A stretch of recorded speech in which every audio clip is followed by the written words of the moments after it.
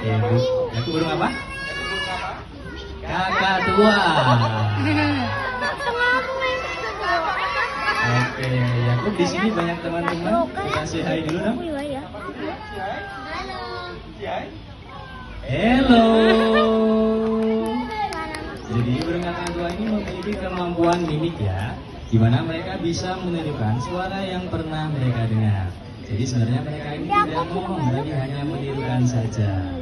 Nah, kakak tua ini juga berumur panjang, di mana mereka bisa mencapai umur 40 hingga 50 tahun.